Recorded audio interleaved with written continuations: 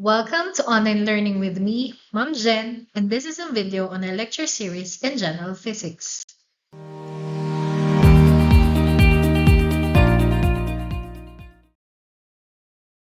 In this video, we'll be solving problems related to the application of the third law of motion. So friction. Friction is an application of Newton's third law of motion. So when two surfaces rub against each other, they exert equal and opposite forces on each other. Friction arises when two surfaces come into contact and slide or tend to slide against each other. These contact results in forces being exerted between the surfaces. Now, there are two types of friction. So one is static friction and the other is kinetic friction. And they both occur between surfaces in contact. So static friction depends on the normal force and the nature of the surface. So it prevents objects at rest from starting to move, while the other one, in kinetic friction, it opposes the motion of objects that are already moving. So we're going to solve now static friction by using its coefficient of static friction. Okay, so the formula for static friction is Fs is equal to the coefficient of static friction multiplied to the normal force. Now, for the kinetic friction, it is always lesser than the static friction. So the moving object, again, it experiences kinetic friction, and this is still dependent to the nature of the surface in contact. So we're going to use the coefficient of kinetic friction and the normal force as well. Okay, so the formula is similar with your static friction, but for this kinetic friction, we're going to use the coefficient of kinetic friction. Now, here are some of the approximate coefficients of friction on different materials. So on rubber on concrete, which is dry, we have a 0.68 kinetic, that's the coefficient. Then for static, it's 0.90. Rubber on wet concrete would be 0.58. Rubber on dry asphalt would be 0.67 for the kinetic coefficient and 0.85 for the static friction. Then on wet asphalt, on rubber or rubber on wet asphalt, that would be 0.53. And you can just look at the table to see and analyze now the different coefficients of friction. So now let's solve one problem related to this. So I now have a 25-kilogram box with rubber padding at the bottom part, and it is resting on a concrete floor. The coefficient of static friction is 1, and for kinetic friction is 0.8. Let's solve for the value of static and kinetic friction. First thing, we need to compute the normal force. So it is safe to assume, or normally, your normal force would also be equal to the weight, but they are in opposing directions. Hence, the normal force is equal to weight. So we're going to use now the mass multiplied to gravity. So the normal force would be 25 kilograms multiplied to 9.8 meters per second squared, and the normal force is 245 newtons. So to get the kinetic friction, we're going to multiply the coefficient with the normal. So that would be 0.8 multiplied to 245 newtons. The kinetic friction is 196 newtons. To get the static friction, we're going to multiply now the coefficient, which is 1, to 245 newtons. So the static friction here is 245 newtons. So for the last part, we have forces in an inclined plane.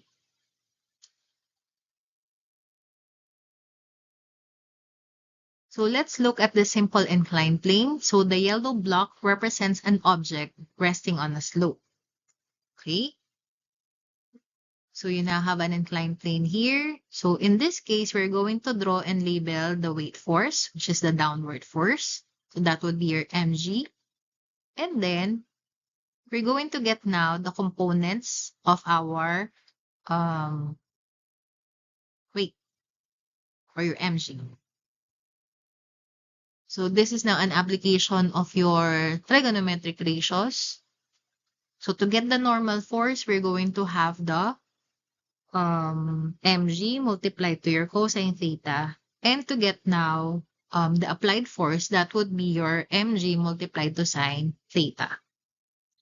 So now let's try solving one problem related to forces in an inclined plane.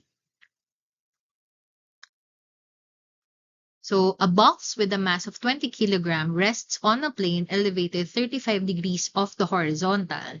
Now, if the surface has coefficient of kinetic friction of 0.54, what is the acceleration of the block? So here is the free body diagram.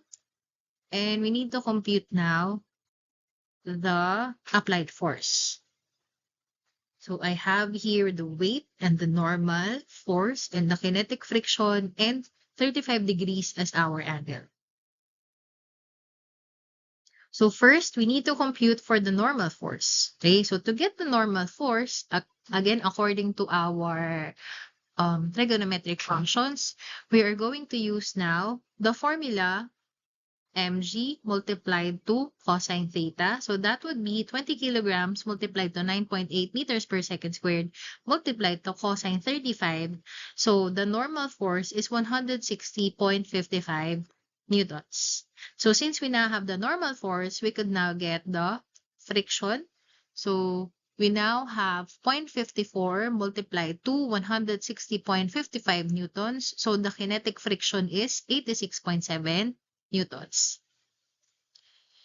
Now to get the force parallel to our plane, so that would be mg multiplied to sine theta. So that is 20 kilograms times 9.8 meters per second squared multiplied to sine 35. So the force parallel would be 112.42 newtons.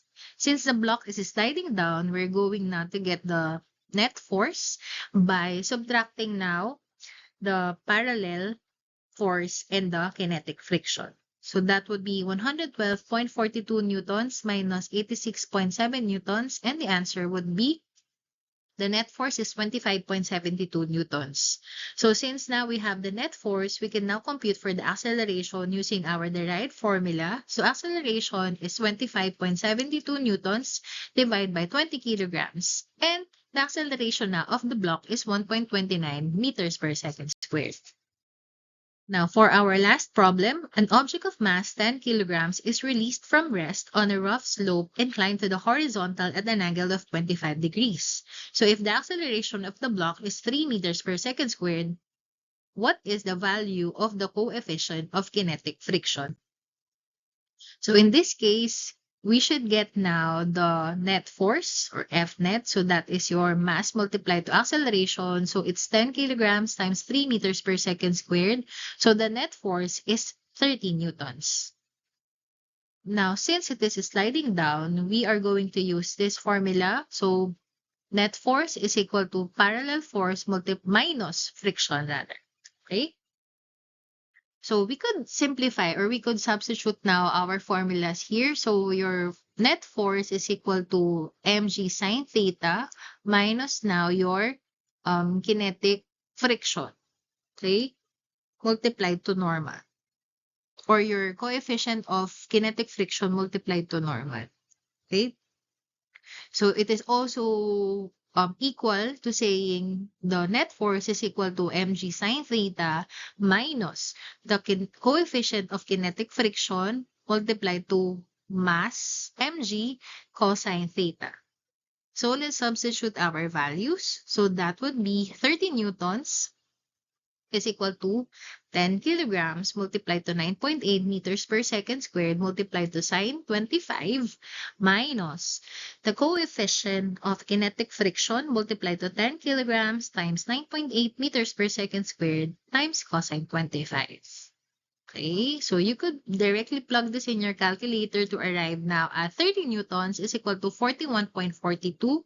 So we get the 41.42 from this part. Okay, now this second part here, the 10 kilograms times 9.8 times cosine 25 is 88.82 newtons. Okay, now let's transpose the value so that we would have a positive coefficient. So we now have the coefficient of kinetic friction multiplied to 88.82 newtons is equal to 41.42 minus 30 newtons. So we would now have, So that's equal to 11.42 newtons and divide both sides with 88.82 newtons. So our coefficient is 0.13. So these are ways on how to compute for the coefficient of kinetic friction if it is not given in the problem. Do you have any questions? Feel free to place them in our comment box. That's all for this video.